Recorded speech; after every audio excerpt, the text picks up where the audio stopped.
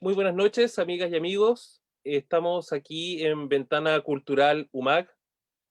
Vamos a dar inicio a una transmisión un poquito atrasados, pedimos las disculpas del caso, del cortometraje La isla de los pájaros sombra. Les cuento un poco sobre esto. Esta obra, dirigida por la cineasta y documentalista chilena Tiziana Paniza, está inspirada en un relato del escritor magallánico Óscar Barrientos Bradasich. Está inspirado a su vez en un hecho real que tiene relación con el hallazgo por parte de Sir Francis Drake, el corsario británico, de una extraña isla en medio del mar que hoy lleva su nombre. Fue bautizada como Isla Elizabeth, una isla de forma cuadrada, según la bitácora perdida de Sir Francis Drake. Por lo tanto, de la existencia de esta isla solo nos queda su propio relato, porque la isla no ha vuelto a ser encontrada. Este cuento está contado audiovisualmente gracias a técnicas muy antiguas de la historia, no solo del cine, sino también eh, del teatro y las artes visuales, como son el uso de sombras, transparencias, fantasmagorías, y se trató aquí de emular lo que era el cine antiguo, con una puesta en escena basada en luces, en cortinajes, con modelos hechos por la escultora Paola Besani, y el uso de material osteotécnico, es decir, esqueletos de aves del Museo de Historia Natural Río Seco, un proyecto impulsado por los hermanos Benjamín y Miguel Cáceres. La música corresponde al dúo magallánico Lluvia Ácida, eh, y los vamos a dejar a continuación con esta obra que fue filmada en 2017. En 2018 se estrenó en el aula magna de la Universidad de Magallanes, y esta vez la vamos a volver a reestrenar, pero en formato virtual. ¿Ah? Y cabe destacar de que va a ser incluida también en el Festival de Cine de Valdivia de manera virtual a partir del jueves. Después de esta exhibición vamos a tener eh, la ocasión de conversar con parte del equipo realizador. Vamos a intercambiar ahí impresiones, ver en qué está cada uno y qué en el fondo nos dejó la experiencia de haber participado en este cortometraje como aprendizaje. ¿Ah? Así que muchas gracias, y les voy a dejar ahora con La isla de los pájaros sombra.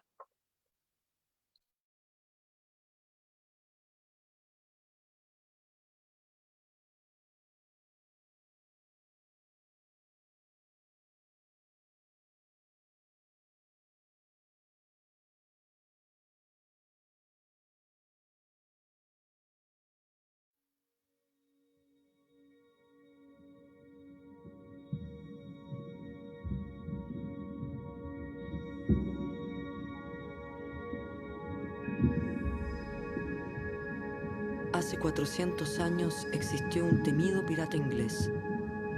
Hundió incontables barcos que iban de América hacia Europa para robar sus tesoros. La reina de Inglaterra lo nombró corsario para que navegara en nombre del Imperio Británico hacia las tierras que aún no se conocían, las del sur del mundo.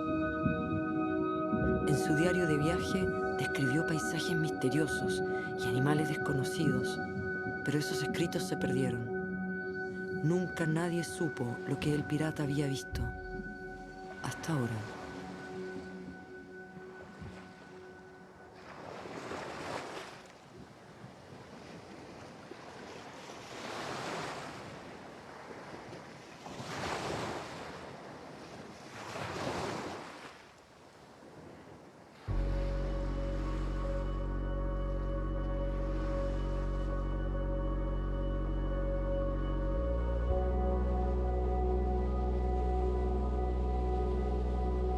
Día 78 de la travesía.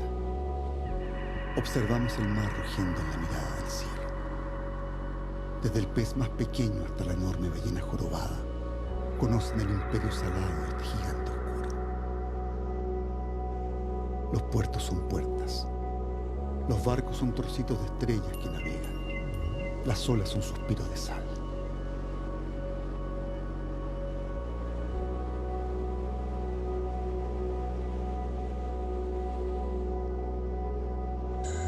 Me llamo Sir Francis Drake.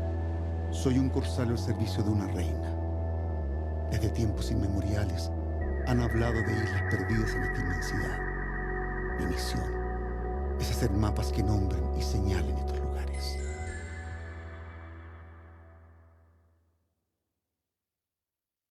Mi barco no es cualquier barco. Viaja en el tiempo y se va transformando según el rumbo que siga. A veces sus velas son plumas que ondean al viento. En ocasiones se transforma en un cetáceo que se hunde en las aguas.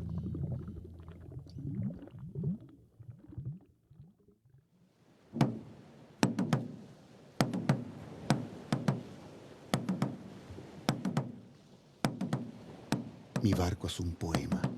Solo a través de este barco es posible llegar hasta los mares del fin del mundo. Mi barco se llama Golden Hind.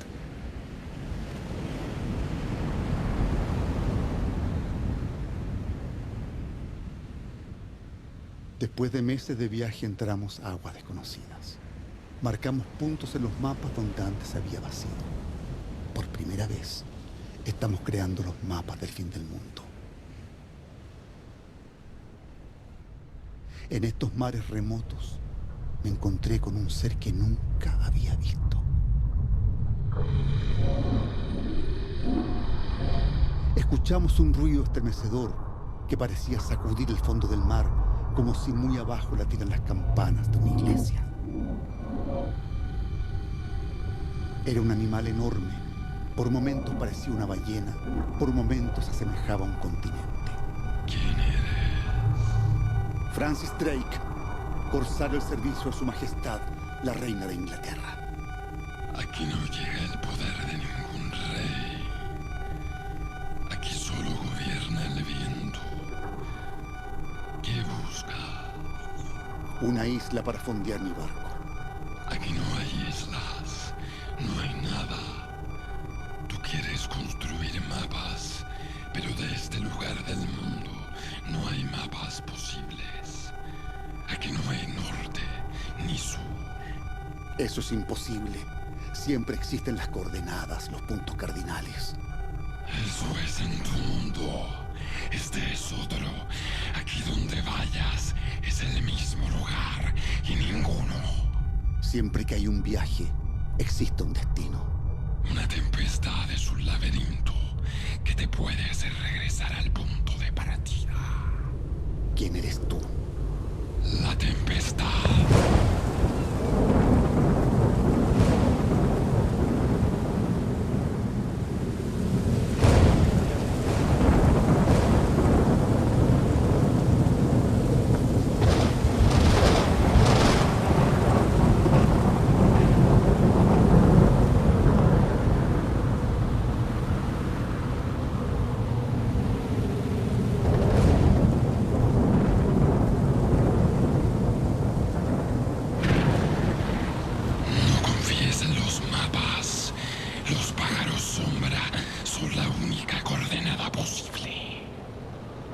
¿Qué son los pájaros sombra?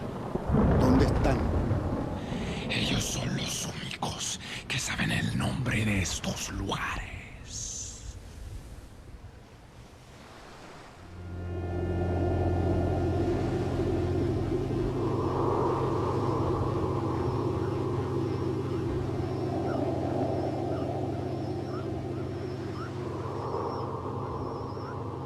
Día 83 de la travesía. La tormenta nos dejó aún más perdidos que antes. El silencio y la quietud daban miedo. Comencé a pensar que jamás encontraría tierra firme. Escuchaba pájaros, pero no los podía ver.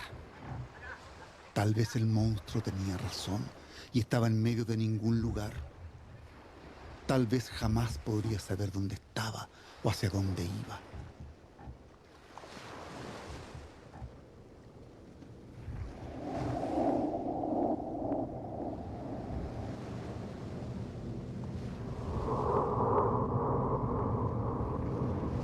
cuando todo estaba perdido, las velas de mi barco se comenzaron a hinchar. Entonces me encontré con una cara rechoncha que se alzaba en la bóveda del cielo. Oh, viento antártico, no desates tu ira sobre mi barco.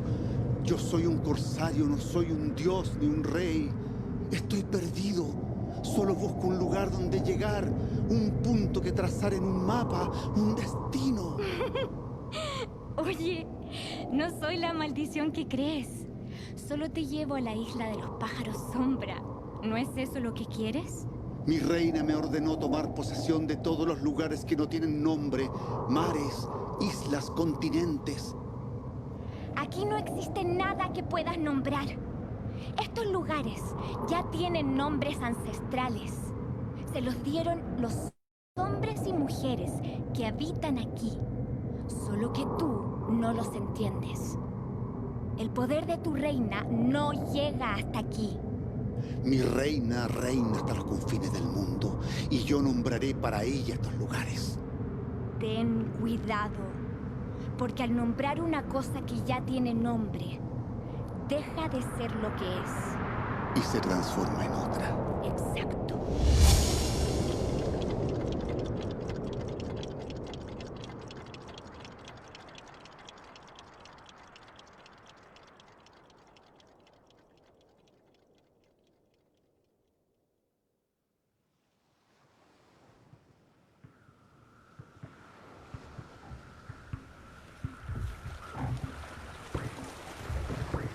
Día 84 de la travesía. Había llegado a la isla de los pájaros sombra. Por fin el Golden Hind descansó. Era la geografía más extraña en la que había estado. Una isla cuadrada, con un lago al medio formada de material volcánico. Era un lugar negro, que solo se visualiza cuando le cae nieve.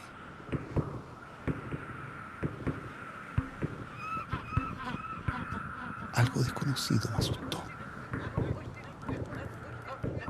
Primero una especie de alas se deslizaban como una seda oscura por el cielo. Luego una bandada de sombras. Un enjambre de alas negras surcaba velozmente el cielo. Los pájaros sombra, pensé.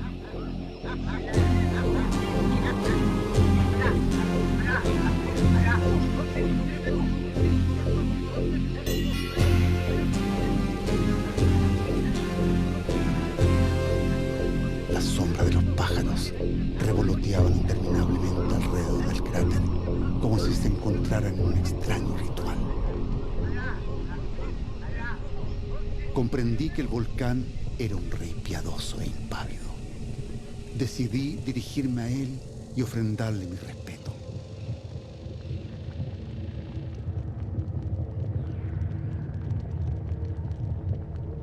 Me inclino ante ti, volcán, y presento mi agradecimiento por esta isla que me ofrece una llegada, un lugar, un punto cardinal. ¿Qué te trae por aquí? Navego durante días huyendo de un monstruo marino, de una tempestad.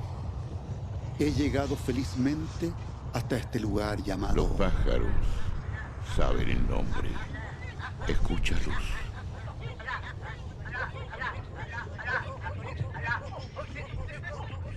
Quise escuchar el idioma de los pájaros, pero ellos se comunicaban en sonidos que parecían palabras cortadas, graznidos, vocales cojas.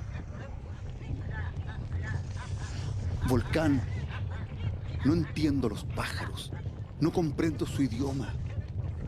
Entonces, le daré un nombre a la isla. ¿Cómo la llamarás? Elizabeth, el nombre de mi reina. No puedes darle a la isla el nombre de tu reina. ¿Por qué no?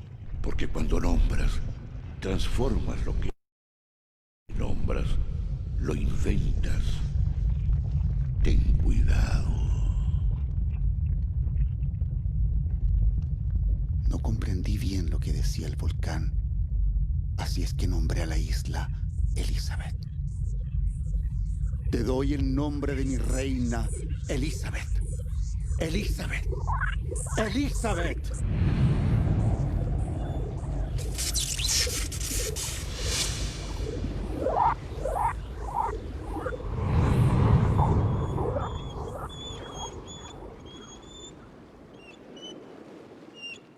De pronto, todo empezó a desaparecer. Era tal como me decía el viento. Al nombrar las cosas, se transforman en otra o peor aún, desaparecen. Inútil encontrar parajes donde no gobierne el viento. Absurdo bautizar islas en homenaje a reinas de otros mundos.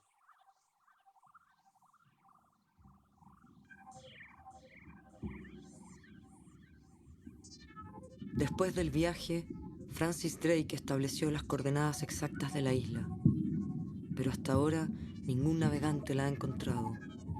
Se perdió para siempre.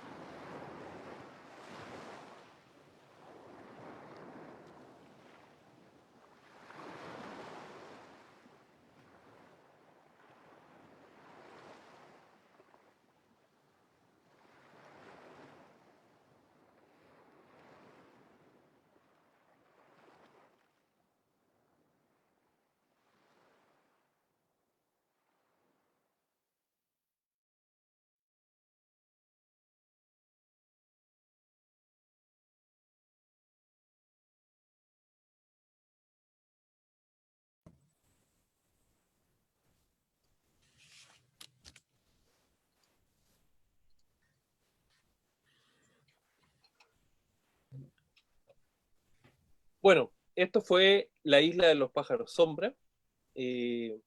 Ahora, para conversar un poco y reflexionar sobre este trabajo, ya varios años después de haber trabajado todos nosotros en él, quisiera dejar con ustedes a tres personas de las cuales conformaron el equipo.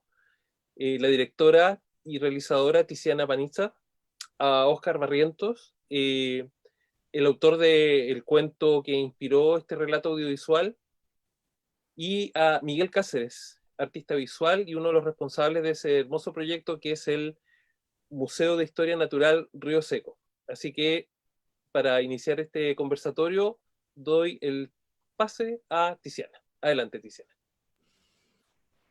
Muchas gracias Rafa por haber hecho posible esta proyección virtual y antecediendo un poco lo que va a ser también liberar el corto en la página de streaming del Festival de Valdivia, va a quedar alojado ahí de libre acceso, gratuito, permanente, para quien quiera verlo, usarlo o lo que sea.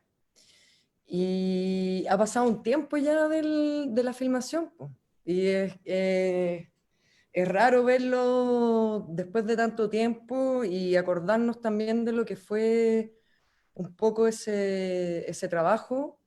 Creo que el trabajo colectivo, de verdad colectivo, más bonito en el que he estado, el más provechoso también, porque además tiene muchos coletazos después del corto. Yo creo que para Oscar también, para Miguel también, porque hemos seguido también colaborando de distintas maneras. Pero creo que si tuviera que como que resumir en una línea como la participación de todos quizás en el trabajo, fue que nadie tenía idea de lo que estaba haciendo. Básicamente, como que nos juntamos ahí a ver, teníamos muchas ganas de hacerlo, pero y como algunas ideas de que cómo podría haber sido, pero la verdad es que nos juntamos ahí en el museo y le fuimos dando forma un poco con lo que había, un poco entre las conversaciones entre todos también, como que todos dando ideas. Entonces, siento que fue sí, una cosa como colectiva y como muy, muy de exploración también, muy de exploración de los materiales y de también el tema como de la adaptación del cuento de Oscar, digamos, que transformarlo en una película, digamos. Eso también fue todo un proceso. No sé si los chiquillos quieren comentar algo. Yo traje unas fotos a todo esto, que las puedo compartir también mientras vamos conversando, que las mandó Polo Pizarro, que también fue parte del equipo, hizo la fotografía fija, hizo el making of también y participó, bueno, como todos, tratando de un poco en este escenario improvisado que armamos ahí en el galpón del museo. Así que si me haces coanfitrión, Rafa, no sé si podéis hacer eso, para poder compartir y así vamos viendo de repente algunas imágenes y vamos comentando. Sí, la verdad es que yo no sé en este momento cómo hacerte como anfitrión. ¿Tú Y yo sabes? puedo... pero puedo compartir pantalla. Sí, ya. Usa esa opción. Puedo. Pensé que... me dio nostalgia de cuando estaba armando un poco las fotos que mandó el Polo. Me dio un poco nostalgia del momento. Han pasado 5 años igual, pues chiquillos, no es poco. Bueno, ese es el afiche. Yo lo que puse para partir fue esto, pues, Oscar.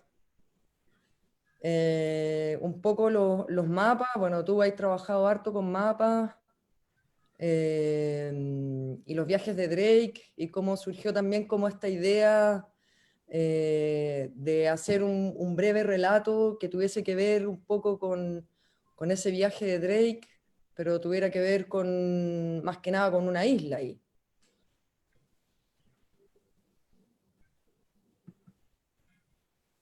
Yo encontré este mapa que no lo había visto, tanto había trabajado más con otro. No sé si tú conocís ese. Bueno, creo que una de las primeras ideas también fue como que el corto transcurriera dentro de un mapa, ¿no? Y usar también como las iconografías, el bestiario de los mapas también, las rosas de los vientos, esa como autorrepresentación que también se hacían en los mapas antiguos, que se ponían ellos mismos, ¿no? Dibujaban los barcos, ¿no? Y cómo iban, y como que ellos mismos se ponían dentro de un mapa, y como que por ahí también entre eso y el cuento de Oscar fue como dándole forma un poco al cuento. Bueno, y este es el famoso mapa de la isla. ¿Cómo es ahí el tema con esta isla perdida? Que a mí siempre me llamó la atención, las bitácoras perdidas son siempre cosas bien enigmáticas porque es como que hubo una voluntad como de dejar registro, pero finalmente se pierde y donde se pierde aparece una fisura o una oportunidad para imaginar lo que no está tan bien.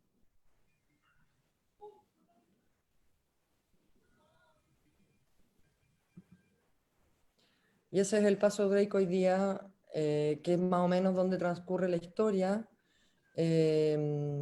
No sé, Oscar, ¿tú sabís mejor más o menos o cuál era como el trayecto que venía haciendo Drake y hacia dónde lo tira la tormenta, dónde se pierde exactamente? Sí, ahí podríamos precisar algunas cosas. Bueno, Drake,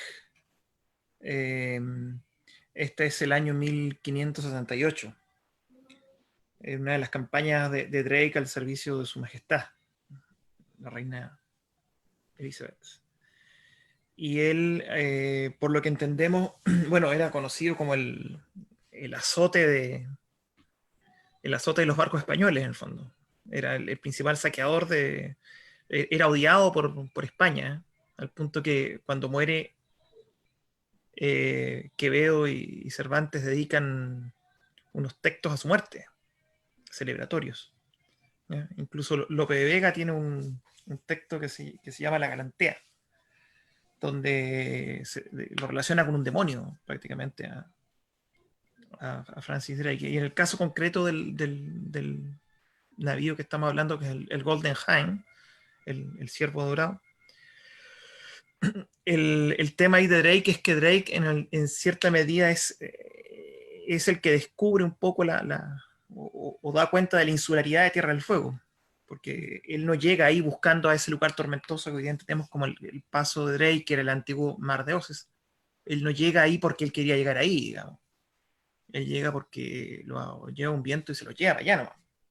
Y él tiene unos días muy, muy terribles a bordo de su embarcación, donde acarician la posibilidad de naufragar y la ven demasiado cerca, digamos. Entonces, los retazos de bitácoras que se han encontrado hablan de hay fragmentos de las cosas de Drake. Quiero decir eso, si bien es una bitácora perdida, hay fragmentos, se reconstruyeron algunas cosas. Él llega a unas islas que se llaman, que él bautiza como Isla Elizabeth, islas Elizabethiadas, según la mala traducción que aparece en las enciclopedias, y dice que unos pájaros extraños, unos pájaros, digamos, donde la sombra parece divorciarse del pájaro, ¿no? Un poco la idea que a mí me gustaba como texto infantil, porque es como la idea de Peter Pan, ¿no? Que Peter Pan se cosía la sombra para que no se escapara.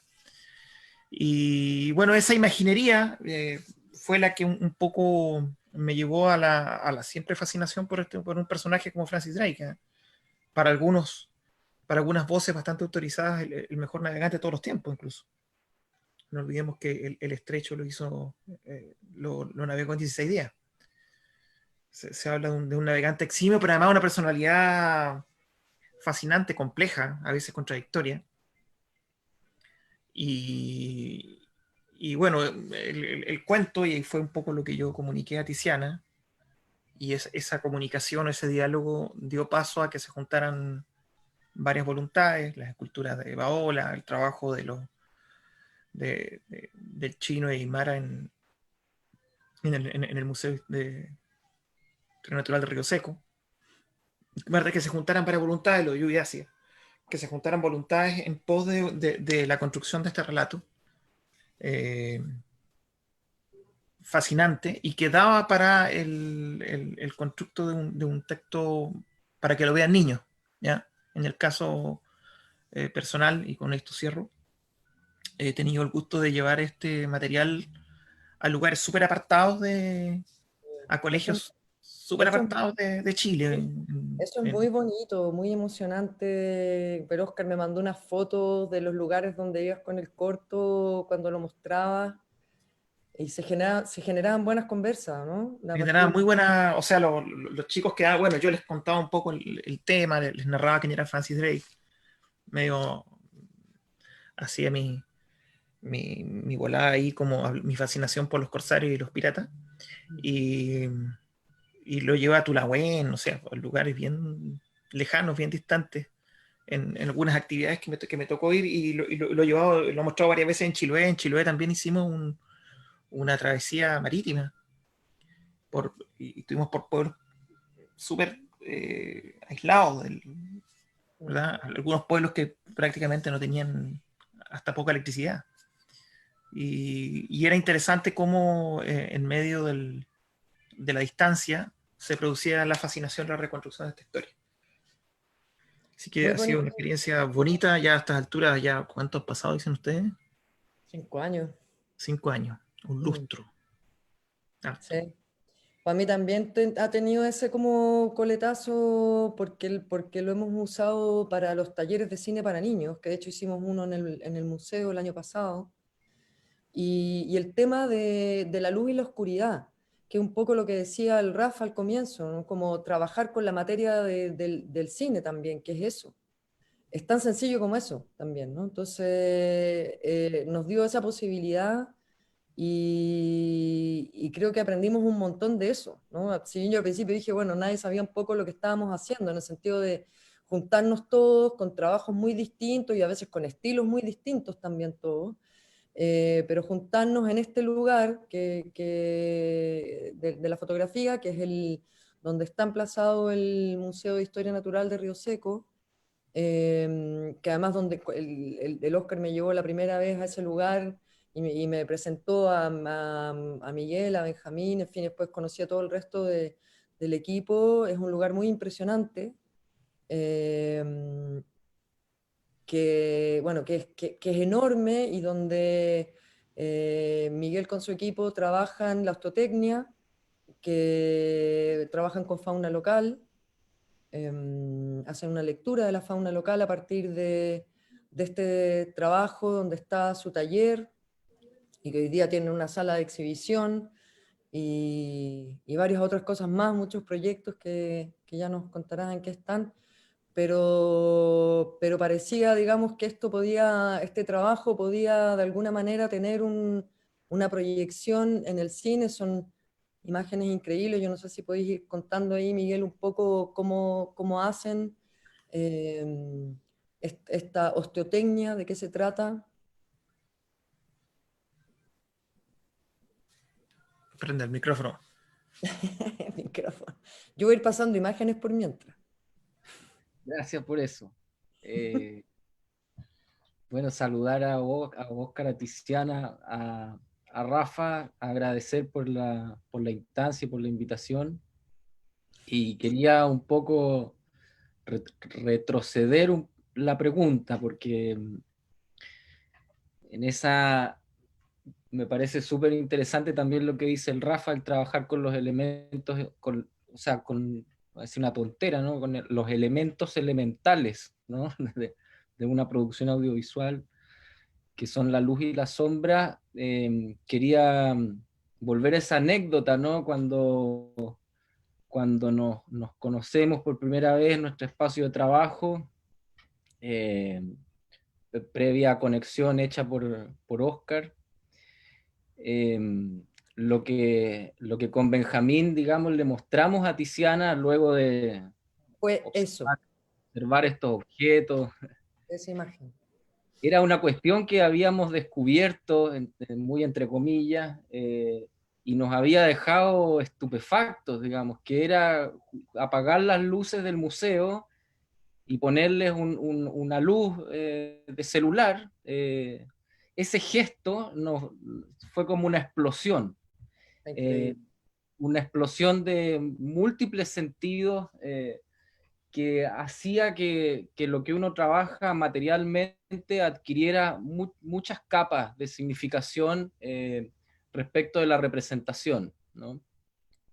Entonces eso fue lo que le mostramos a la Tiziana, más que viera los objetos materiales que nosotros producimos, que ahí les puedo contar un poco en qué consiste ese trabajo, pero fue esta fascinación que había estallado en ese momento de ingenuidad de ponerle una lucecita, ¿no? Como digo, con un celular Nokia, no con un iPhone, a estos pajarracos, a estos elementos, a estas colecciones biológicas, y de ahí, ¿no es cierto?, de ese gran O que compartimos con Tiziana, se gatilló, ¿no es cierto?, se ensambló naturalmente el trabajo literario de Oscar, y se logró articular este equipo interdisciplinario que terminó produciendo el resultado que ustedes conocieron, o que quizás ya conocían, qué sé yo. Entonces, nada, quería hacer primero referencia a ese contexto, a esa maravillosa posibilidad que da el conectar distintas disciplinas, ¿no? Y asombrarse en un gesto tan elemental que las reúne naturalmente, ¿no? El trabajo de la osteotecnia que nosotros realizamos es nuestro como pilar fundamental en la producción de materialidad objetual en el museo. Es el principal motor de creación de las colecciones que nosotros trabajamos, aunque hemos ido añadiendo más materialidades de ese tiempo a esta parte, pero consiste en un gesto que también es interesante, y igual de simple y fascinante, ¿no? Que es ese hallazgo con un animal muerto que tenemos y que es bastante común en estas regiones alejadas, ¿no? En las carreteras, a orillas de playa, siempre aparecen bicharracos raros que nos llaman la atención. En ese gesto y en esa potencialidad de maravillarse con estas cosas nace esta intención muy pretenciosa de constituir un museo de estos objetos, ¿no? O sea, ni siquiera tomar uno, sino que pensar en una proyección potencial.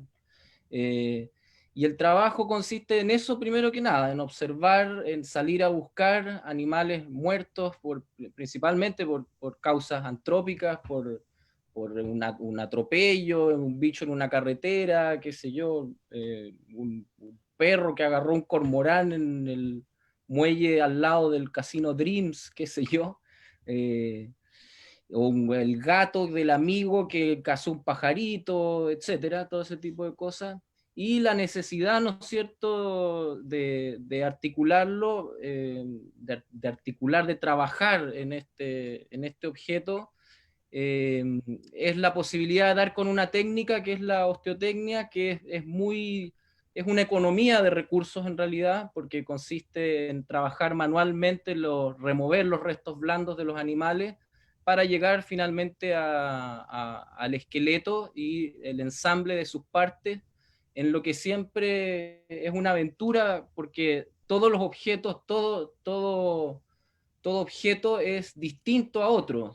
Nos interesa mucho conservar una cierta gestualidad en cada objeto que se trabaja. En ese sentido somos distintos a un museo de historia natural o de ciencias naturales tradicional, en que digamos, hay una homogenización de los objetos, ¿no? En que todas las colecciones pertenecen a una especie de cuadrícula cartesiana muy bien estructurada, en que consiste en la repetición, ¿ya? Es una lógica científica. En nuestro caso hay una estética que hace una provocación a la manera de concebir la historia natural o la tradición de los museos de ciencias naturales, ¿no? Eso les podría contar para no caer, digamos, en la receta de cocina, de cómo uno puede encontrar fácilmente miles de videos por internet, ¿no?, que muestran todos los procesos bien estructurados de la osteotecnia, ¿no? Bueno, y eso sucede en este lugar, donde además, después de, qué bueno que recordaste la anécdota específica, yo me había guardado la foto que sacamos ese día también, que la sacamos con el celular Nokia. Porque claro, porque fue muy bonito verle también como las posibilidades que tenía ese gesto súper sencillo, digamos. Y por eso también fue importante para nosotros filmarlo en ese lugar. Como que sentíamos que tampoco tenía sentido como que ya saquemos las cosas, vámonos como a una especie de estudio o a un lugar donde tengamos las cosas más controladas. Creo que no habría sido el mismo corto que es si no hubiese sido también en este lugar y haber elegido precisamente este espacio y haberlo acondicionado de alguna manera, lo intervenido temporalmente, digamos, con unos paños negros, ¿no? Buscamos materiales por Punta Arenas, por todos lados, telas, cosas que nos ayudaran a crear este pequeño escenario para poder producir las sombras, los focos. Paola Besani, hola. Se está integrando la Paola. Buenísimo. Bueno, entonces tenía todo el sentido que fuera en este lugar. Yo estoy mostrando fotos y la idea es que vayan ahí comentando, o recordando cosas o lo que quieran ir como... Yo quisiera hacer un comentario muy breve, ya que he hablado demasiado. Lo que estamos viendo es la cámara de frío del ex frigorífico de Río Seco, la única que quedó en pie luego de un incendio en los años 70. Es una estructura hecha entre 1903 y 1905, con más o menos 3.500 metros cuadrados, toda de madera nativa, que simboliza de alguna manera un auge de bueno, la constitución colonial de lo que es Magallanes en la primera mitad del siglo XX, ¿no? Estas gigantescas moles de producción que en el fondo aceitaban las máquinas del capitalismo industrial, que estaban recién aceitaditas, ¿no? Que estaban empezando a funcionar. Entonces, el museo se ubica, digamos, en esta ruina gigantesca que tienen estas características que ustedes ven. Y bueno, y aquí nos pusimos a trabajar. Buscamos un lugar, una esquina, por ahí, paños negros, unos andamios, y empezamos a esto que no sabíamos muy bien qué íbamos a hacer, digamos, nadie sabía muy bien. Nosotros habíamos hecho algunas pruebas con Nail Satalá, director de fotografía, con Francina Carbonell, Paula Sáenz, y bueno, habíamos llevado algunas telas, no sabíamos muy bien qué es lo que iba a funcionar por cámara, y la verdad lo fuimos decidiendo ahí, entre todos. Probamos telas de colores, nos prestaron unas luces de un teatro para niños en Punta Arenas también. Y ahí un poco mirando, tratando de decidir qué funcionaba mejor. Y más o menos este era el set. Así lucía el set. No hacía frío. Hacía mucho frío. ¿Cómo de estar eso ahora que está nevando allá? De estar pero con pingüinos ahí adentro. Bueno, y así fuimos como armando el espacio. Teníamos la idea también de que el espacio fuera un espacio para estar, efectivamente, así que trasladamos hasta estufas a ese lugar. Porque sabíamos que muchas de las decisiones que se iban a ir tomando iban a ser ahí, digamos, sobre la marcha. Y bueno, estas son parte de los materiales, utilería que fuimos probando. No sabíamos muy bien, ahí está la Paola probando sus perfiles. Me secuestraron el sillón. Te secuestramos la mitad de tu living, básicamente. Y la estufa, no sé quién era la Paola, parece, ¿o no? La estufa. Sí, de tu taller, o no sé, por ahí. Pero armamos un living, no sé si puse la foto, Me las di de seria, no puse la foto del chill out que teníamos ahí. Pero sí, un espacio para estar. Creo que eso también fue como importante para el trabajo, digamos. Bueno, y ahí está la Paola. Esto fue pre-COVID, ¿eh? Esto fue mucho antes. Pero no sé si queréis contar un poquito, Paola, cómo fue un poco, cómo fuiste trabajando en los materiales y descubriendo un poco qué fue resultando ahí.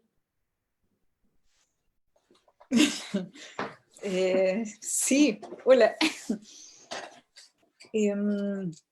Lo primero fue ir buscando información, cómo eran los barcos, mirando o reproducciones, incluso pintura, y luego empecé a dibujar mucho pensando también, no teniendo la imagen del barco adelante, sino de lo que yo me acordaba del barco.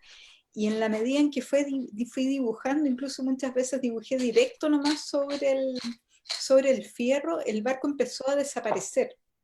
Y empezó a quedar como la idea del barco y empezó a transformarse cada vez más en una especie de animal, como una especie de bestia barco, como si el barco estuviera vivo. Y bueno, y por otro lado, cuando fuimos hablando de las ideas o al ir leyendo también en conjunto el guión de Oscar, claro, también era a partir de esas ideas irse imaginando qué podía aparecer. Entonces esto empezaba a tener una especie como de espíritu. Y eso era lo que yo necesitaba que se fuera como poniendo en las imágenes, en estas especies de cosas, si es que el mar era muy bravo y este barco además desaparecían las olas, entonces que las olas también tuvieran cierta personalidad y tuvieran cierta vida, que no fueran solamente olas, sino que de repente aparecieran monstruos o cosas del agua, así inesperadas. Eso más o menos, y claro, y también fue un proceso como rápido, en el sentido de que teníamos un tiempo bien limitado y yo lo que íbamos conversando y esa misma, al día siguiente tenía que ir muy temprano al taller, recortar algunas piezas y llegar al set como para ver si funcionaban. Entonces, y eso también, ese trabajo a presión, muchas veces hace que sean más sueltas las cosas. Cuando tienes demasiado tiempo y lo piensas mucho, las cosas se endurecen. Acá había que hacerlo y hacerlo ya y tenía que funcionar de alguna manera. Es bonito eso que dices porque igual, claro, nos pusimos como en 5 días, 5 o 6 días. Sabíamos que teníamos solamente ese tiempo para sacarlo y era lo que sucediera en ese momento, digamos, ¿no? Como que no había posibilidad de volver a hacer cosas, volver a grabar, ¿verdad? Esperar cosas, había como una especie de, sí, entre comillas, presión del tiempo, pero también era como un tiempo súper intenso que se estaba viviendo ahí, ¿no? Era como un estar alerta también, ¿no?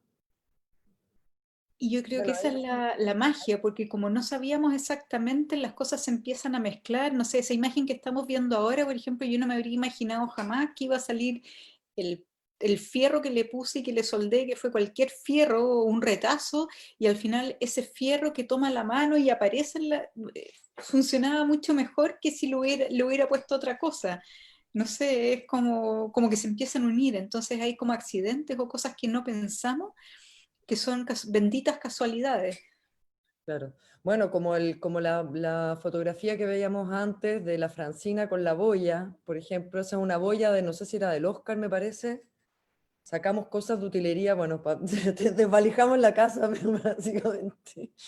Pero esa boya fue súper importante porque nos dimos cuenta finalmente porque ocupamos papel diamante, que fue lo que mejor funcionó para hacer las sombras, donde más se delineaban, donde no producían doble sombra, por ejemplo, que era un problema en algún momento, o que las sombras fueran realmente densas, produjeran una oscuridad muy densa. Y el papel fue lo que mejor funcionó, la nobleza del papel, y luego la boya atrás tiñendo este papel, ¿no? Pero nos dimos cuenta que además la boya tenía que estarse moviendo, entonces teníamos que hacer turnos para rotar la boya de vidrio, ¿no? Y producir un efecto más vertiginoso atrás. Y eso fue un descubrimiento de 2 o 3 días de probar distintas cosas delante de la luz, digamos. Y ese como aprendizaje como con esa materia nomás, ¿no? Irle dando como formas, tiñendo de colores. Ahí está la Francina y la Paula con los focos. Bueno, las pruebas, lo que sí ya habíamos traído, que era por si acaso llevémoslo a ver si nos sirve, son unos plotters de mapas antiguos. Bueno, y aquí todas las pruebas. Y aquí está el Rafa. Cuéntanos un poco, Rafa, cómo fue ahí, porque ustedes además hicieron 2 cosas en realidad. Capturaron ambientes, pero además musicalizaron, como doble trabajo ahí. Y además estuviste en el set, que es una cosa que no ocurre mucho con los que sonorizan, ¿no? Por lo general, bueno, a no ser que seas directo, digamos, pero por lo general quienes musicalizan no están en los procesos. Pero tú estuviste ahí, estuviste un montón de tarde, acompañaste, hiciste fotos también. Tu micrófono, Rafa. Ahí sí, el sonidista tenía el micrófono apagado. Bueno, varias cosas. Tú acabas de nombrar que hicimos una doble labor, pero para nosotros en realidad fue una sola, porque nosotros en nuestros procedimientos hacemos mucho esto que se ve en pantalla. Nosotros tomamos mucho sonido ambiental, sampleamos muchas cosas. De hecho, nuestros primeros experimentos sonoros ya hace 25 años ya incluían sonidos que sampleábamos de talleres metalúrgicos que estaban a la vuelta de mi casa, o sonidos de animales, o del viento que soplaba afuera de mi casa, o de la de mi socio. Entonces para nosotros es natural, digamos, trabajar así.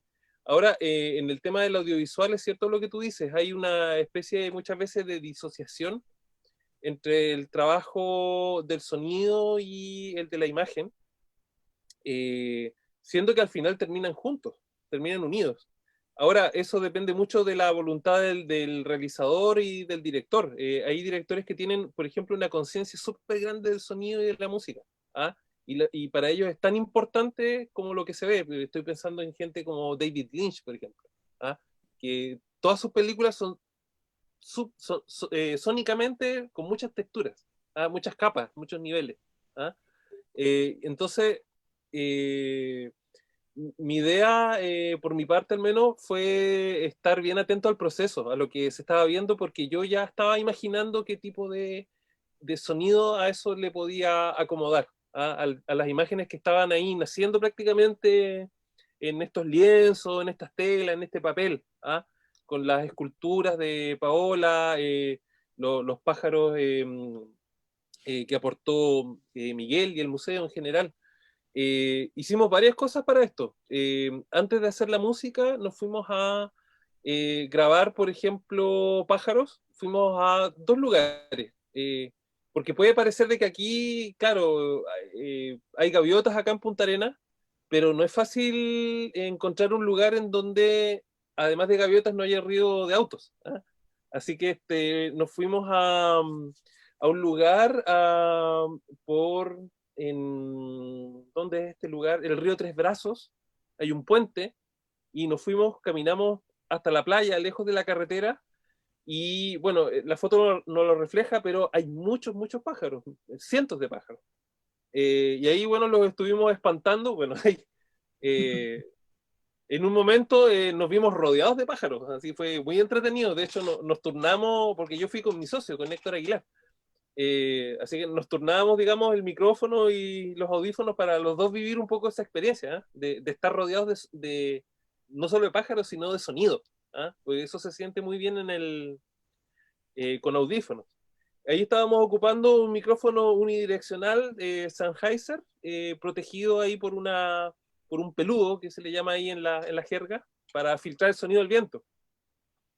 Nos fuimos también a otro sector, a Agua Fresca, un poco más alejado de Punta Arenas, y ahí grabamos ya pájaros solos, digamos, no en gran número, sino en pequeños números, digamos, para que se escuchen más individualmente. Y también acudimos a archivos, pero nuestros archivos. Aquí no usamos sonidos grabados por otros, sino de nuestra propia autoría. Nosotros teníamos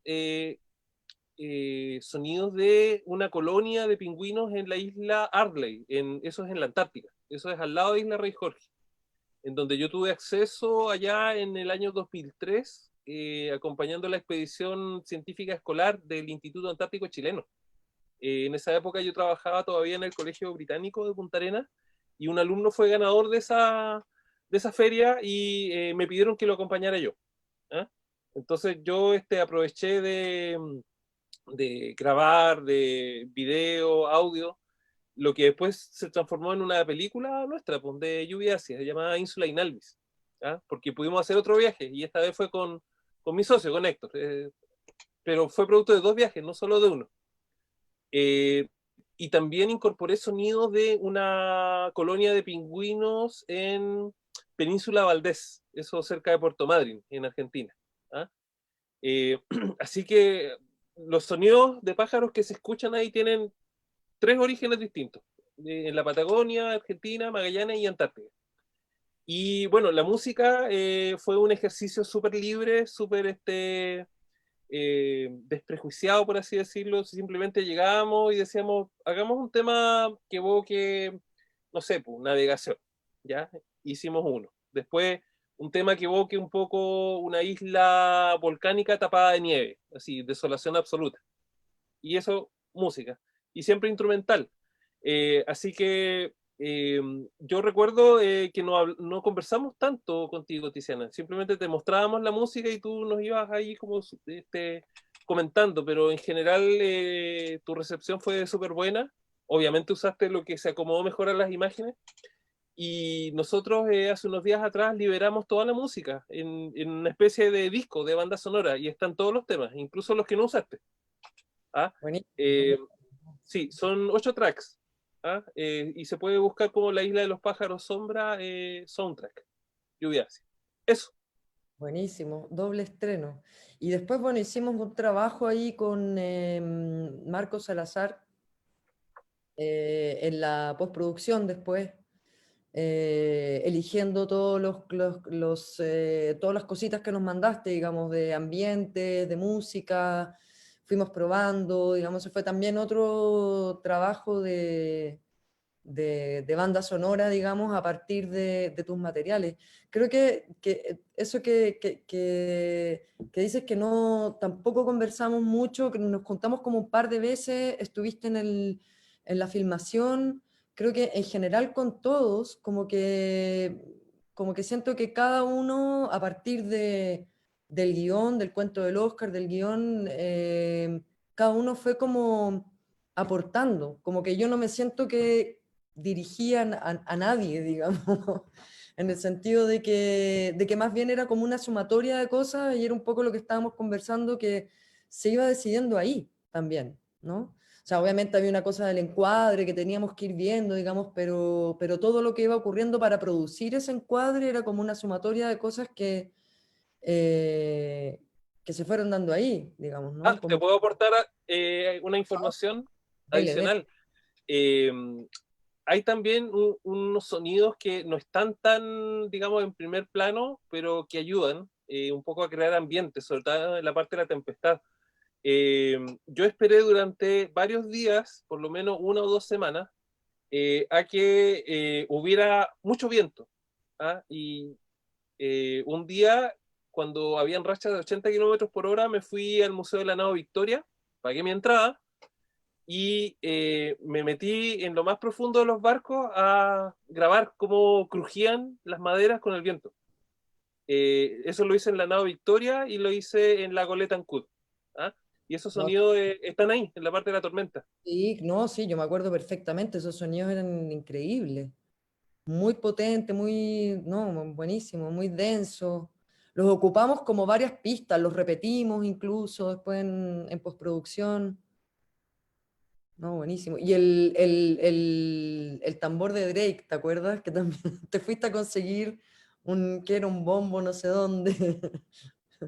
Sí, un bombo en la escuela de mi madre, me parece. Eso lo tocó Héctor, yo lo grabé. Sí. Yo le Bueno, decía, toca como si fuera una ejecución. Tatatán, tatatán, tatatán, tan, claro, tatán. eso yo me acuerdo que hablábamos con Oscar también, que era Drake era como conocido por eso. Había un sonido como fuera de cuadro, ¿no? Cuando antes de atacar a los barcos, la gente decía que le tenía mucho miedo a Drake, pero antes de ver el Golden Hind escuchaban el sonido del tambor, ¿no? Ya sabían que venía, era como una anticipación así.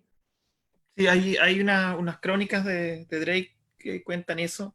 Y además, cuando muere, Francis Drake muere de disentería. Esa es la causa de su muerte. Y los fascinerosos que estaban en su tripulación para celebrar, para no llorar su muerte y sino rendirle un homenaje, saquean Portobelo en honor al corsario.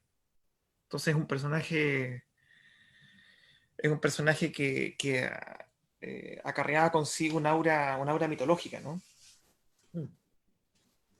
En ese sentido.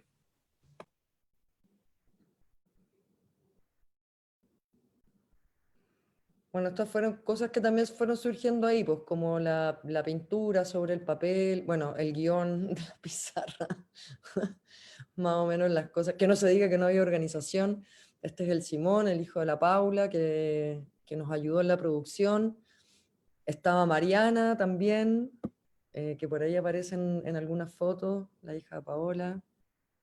Está Miguel haciendo una performance. Bueno, yo creo que esto fue también lo más que nos tomó un tiempo también, como que el montaje de eso, ¿no? Se rompieron no pocos, además.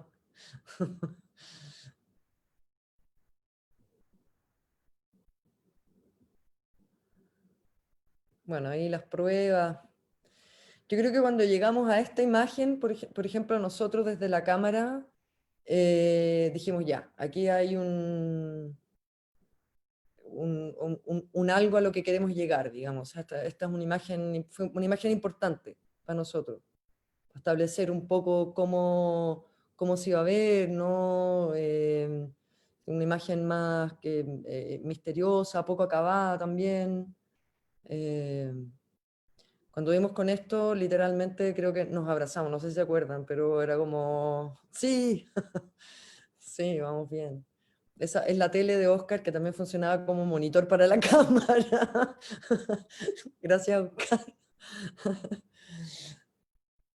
Bueno, en algún momento también decidimos ahí de que los titiriteros se iban a ver, digamos, ¿no? O sea, que las manos que accionaban las cosas iban a estar dentro de cuadro. Yo creo que también ese fue un momento interesante para todos, digamos, ¿no? Como que la fantasía no ocurría solamente dentro como del encuadre, sino que no se rompía ¿no? Si es que entraban las manos, y eso nos dio una libertad creativa también, creo, más guión, del objeto, de poner objetos. Y ahí también pasamos otra fase de pruebas, digamos, a todo esto íbamos probando, íbamos grabando, era como así, ¿no? No era que como que, bueno, ahora vamos a filmar.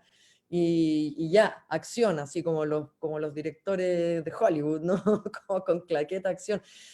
En la medida en que íbamos como descubriendo cosas, se iban grabando y se avanzaba como a lo siguiente.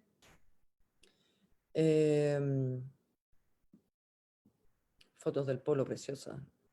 Este tipo de imagen también fue importante, como saber que podíamos entrar en detalles, por ejemplo, que los detalles traían cosas como insumos estéticos que podían ser interesantes para el montaje después. Bueno, este es un personaje que apareció por ahí. Bueno, había que divertirse un poco también. Bueno, los objetos, ¿no? Como el mostrar los objetos y que las cosas tuviesen como un espacio, que fueran cosas inanimadas también, ¿no? Que son igual de expresivas también. Bueno, ahí estas como de las pocas que se ve como el equipo. Teníamos una máquina de humo y teníamos una máquina de hacer nieve, que funcionaban como cuando querían, la verdad, porque eran equipos que arrendamos, digamos, y que eran de teatro, y bueno, funcionaban ahí, pero finalmente logramos efectos bien interesantes. Todo esto es bien, hay que decir que es bien análogo, en el sentido de que el corto no tiene postproducción, sino solamente pequeñas correcciones de color. No hay sobreimposiciones, no hay efectos de edición. Todas las imágenes que están logradas son imágenes que fueron hechas ahí, digamos, con materiales, con objetos, con cosas, no hay mayor intervención, digamos. Y ese es el equipo, aunque no están todos, falta el Oscar, falta el Rafa, faltan varios, pero bueno, eran los que estábamos ahí en ese momento final. Muy bonito que estén los chicos, también llegó la Aymara también, a ayudarnos, de hecho, pintura sobre algunos fondos, que fue muy bonito que apareciera también ahí en ese momento. Esas fueron las imágenes del polo, que le agradecemos mucho. Hay videos también, como tuve que hacer la selección, estaba hablando con el polo también y claro, él hizo cortitos de video, así que estaría bonito de repente armar algo chiquitito y colgarlo por ahí de recuerdo. Oye, y así como para terminar, ¿en qué está cada uno? ¿En qué, bueno, acuartelados me imagino, pero más o menos, ¿por dónde van las cosas? El Oscar, ¿en qué está? Y bueno, la universidad, me imagino. Sí, Estamos todos estamos batallando con el Zoom. de teletrabajo y trabajando en algunos proyectos escriturales medio abandonados. Hay una especie de cuento infantil, Bueno, de relato infantil para niños tan locos como yo, me imagino. buenísimo. Eso es lo que tengo por ahora. ¿Y te ha servido la cuarentena para retomar cosas? ¿O? No, sí me ha servido, ha sido productiva. He trabajado harto en Bueno, algunos proyectos que tenía medio dormido ahí. Pero bueno, el teletrabajo, ustedes saben que es como casi un trabajo más exigente. sí. Pero bueno, hay que sacarle partido un poco a lo doloroso y apocalíptico que ha sido este periodo. Sí. Así que en eso, por ahora. Total. Yo estoy contenta porque el que se ponga el corto en esta plataforma del Festival de Valdivia va a llegar un montón de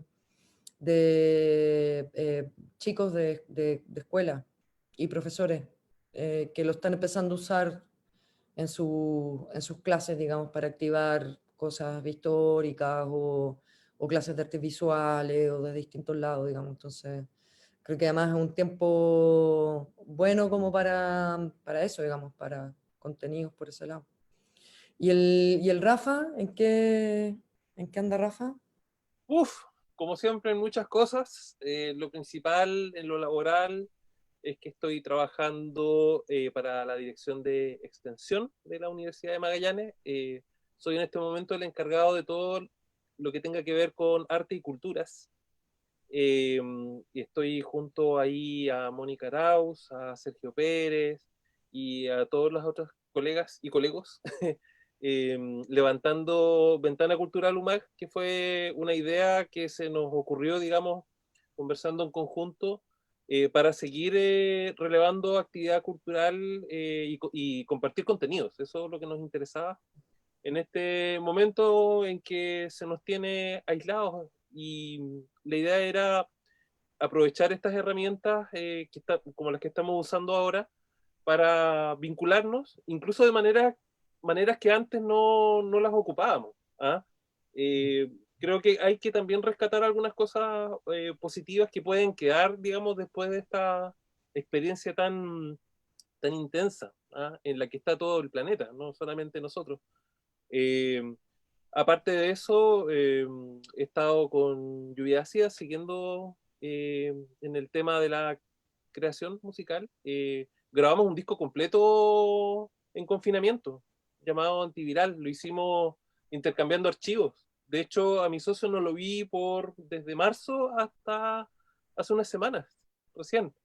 Pero a distancia hemos seguido, digamos, bueno, publicamos ese disco que fue reseñado en varias partes como el primero hecho en Chile, que habla justamente de este tema, por medio de la música instrumental.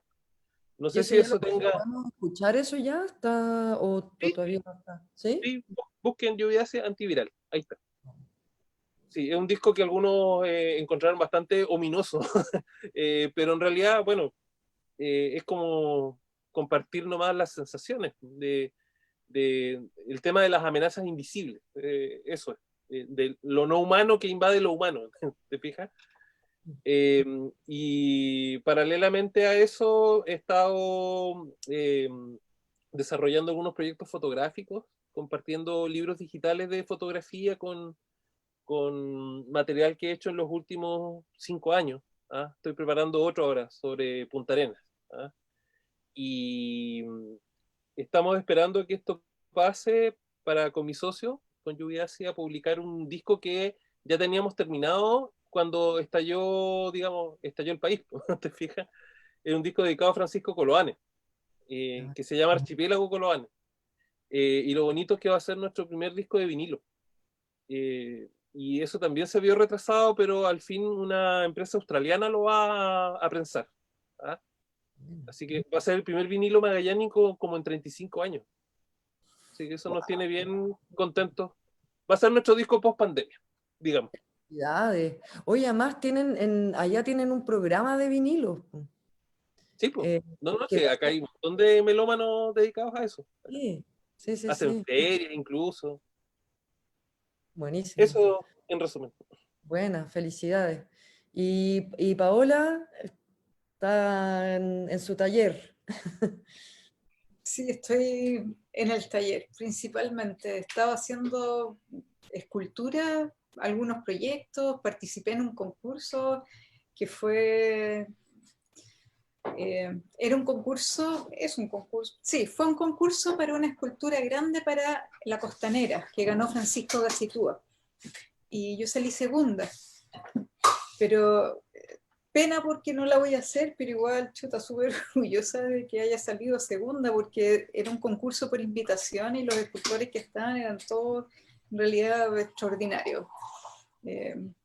Así que bueno, bien, me sentí muy honrada con eso y también fue un periodo como para empezar a trabajar un poco montada durante la cuarentena de nosotros y eso me ayudó para poder retomar fuerza y volver a trabajar en el fondo, que había quedado un tanto detenida. Yo diría, fue súper duro desde el país con el estallido social y qué sé yo, muchas cosas me empezaron a dar vueltas, ha sido como muy fuerte este periodo por muchos aspectos hasta ahora. Entonces eso también fue como echar a correr una bolita y devolverme al centro que te impulsa, que muchas veces tiene que ver con el generar cosas, ¿no? Generar trabajo. No me atrevo ni a siquiera llamarlo obra, sino que ir haciendo cosas, ¿no? Que te van abriendo la mente a otras posibilidades. Así que eso ha sido, igual la cuarentena ha sido complejo a todo nivel, como todos nomás. ¿Y en el museo, Miguel? ¿En qué se viene? ¿En qué están? Estamos, como decía la Adriana Valdés el otro día, más que estupefactos, estupidizados por la actual situación, perplejos en realidad, detenidos en una serie de proyectos de impulso con el que venía el proyecto en términos generales del museo, pero también tomándonos las cosas con una calma relativa. Estamos participando de un proyecto del doctor Germán Manrique Soto, de la Facultad de Ontología de la Universidad de Chile, sobre divulgación científica del virus, las pandemias, la historia de las enfermedades, y con un fuerte foco en la educación sobre evolución, divulgación sobre evolución. Ahí tenemos que crear unas cápsulas audiovisuales, así que estamos con un desafío importante. Por otro lado, nuestro último encuentro material con un cuerpo, digamos, fue con un elefante marino que varó hace como un mes. Un tremendo animal, impresionante, que tuvimos que despostar ahí a orilla de playa. Lo trajimos al museo, así que esperamos también retomar los trabajos para prontamente que ese inmenso cuerpo, que parecía una papa rellena gigante, tirada desde el espacio, en la desembocadura del río ahí de Agua Fresca, pueda integrar las colecciones. Y por otro lado estamos trabajando en la producción de Aymara, sobre todo, en realidad está trabajando en la primera publicación del museo sobre divulgación pedagógica o dinámicas pedagógicas, no formales, por cierto, que es una condensación de los talleres que realizamos durante el 2018, que se llama, son experiencias análogas que tiene por interés ciertas lógicas ahí que están en la historia natural clásica, de diversos conocimientos, con un énfasis en el conocimiento análogo, en aprender de las experiencias. Así que estamos también abocados a un proceso de escritura muy lento, de revisión de los textos, de darle un tono más o menos parejo a cada una de esas experiencias. Así que en eso hemos estado, ansiosos por salir del encierro también, me imagino, como todo. Y haciendo también, que paso el dato para los puntarenenses, digamos, que estamos con el museo también recaudando alimentos y insumos básicos para repartir canastas aquí en Río Seco. Nos hemos topado con una situación muy precaria de mucha gente que no aparece en los indicadores ni por ninguna parte, pero la verdad es que este sistema esconde una pobreza muy brutal, de la que no sé si nos hacemos los lesos o nos enseñan que no existe, digamos. Así que eso también se ha formado, se ha constituido como en un pilar de trabajo importante en la acción social directa del museo. Sí. ¿Y ustedes están en cuarentena? No, tienen los fines de semana cuarentena, ¿o no? ¿Están en la semana pueden salir? Si tuvieron que retroceder un poco. Sí, está complicada la cosa. Nunca he entendido como esa cuestión de las fases, pero tengo entendido que está complicado y hemos retrocedido porque hay en este tercer brote muchos más casos de lo que había incluso anteriormente. Antes, claro. Es que, bueno, eso va a pasar a todo nivel, en todos lados, yo creo. Va a ser todo mucho más lento de lo que pensamos probablemente. ¿Y tú, Tiziana? Yo estoy esperando para irme para allá. Básicamente. No, bueno, también aprovechando el tiempo como de leer también, de revisar cosas, escribir cosas, retomar cosas también pendientes. El desafío de las clases, obviamente, también. Son carreras artísticas que tienen componentes prácticos, entonces resolverlo a través de este sistema requiere harta como creatividad, por decirlo menos. Eso. Y revisando un poco lo que filmar allá. También esto, o sea, obviamente post, no sé, o sea, en tiempos de revolución y pandemia, digamos, creo que uno no puede hacer las mismas películas que tenía pensadas antes de esta época, digamos, o sea, como que obviamente esta es un terremoto más o menos fuerte, digamos, en todo sentido, entonces te hace replantearte un montón de cosas, así que ahí, pues, pensándola, viendo harto cine también, como más tiempo en casa, y muchas cosas que ver también, hay muchas cosas liberadas y todo, entonces aprovechando un poco eso también. Y estar con mi hijo, harto. Estar harto juntitos, cocinar, las gatas, eso, en casa. Así que bien. Oye, chiquillos, ha sido un placer verles, aunque sea así. Espero saludarlos pronto en persona.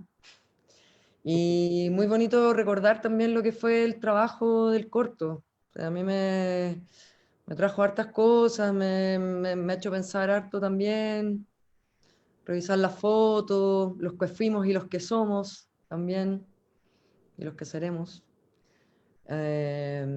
Así que eso, contenta de dejarlo liberado y que tenga su uso y desuso. Así que no sea nuestro ya. Así que eso, chiquillos, un honor, un placer como siempre hablarles y conversar y saber un poco cómo están y todo eso. Así que espero verlos lueguito, Todos con, lo esperamos. con pandemia o sin pandemia. ¿Ah? Todos esperamos Todos lo encontrarnos. esperamos. A todos nos va a gustar en algún minuto Ojalá. volvernos a encontrar, ¿no? Alzaremos las copas nuevamente, chiquillos, no se Me preocupen. parece. Lo haremos, lo haremos. Oye, un abrazo grande, que estén muy bien. Bueno, Gracias, bueno, Rafa, por el espacio, ha sido increíble. Buenísimo, muchas gracias. bueno, amigas y amigos, bueno, un gusto compartir con todos ustedes en torno a algo que este grupo de personas hizo en su momento. Y lo bueno de las películas es que tienen la posibilidad de permanecer como ecos de momentos interesantes, compartidos con personas comprometidas, ¿ah? Con una meta. ¿Ah? Al final ese es el verdadero valor de hacer este tipo de cosas, ¿ah? De productos multidisciplinarios en donde eh, personas de distintas áreas pueden aportar y compartir. Eh, Espero que la gente que haya seguido esta transmisión la haya disfrutado y bueno, la vamos a seguir compartiendo obviamente. El cortometraje La Isla de los Pájaros Sombra va a quedar disponible a partir del jueves en el Festival de Cine de Valdivia. Vamos a compartir ese link para seguir difundiendo este trabajo. Así que, amigas y amigos, muy buenas noches a nombre de Ventana Cultural UMAG. Muchas gracias. Un abrazo. A todos. Gusto verlos.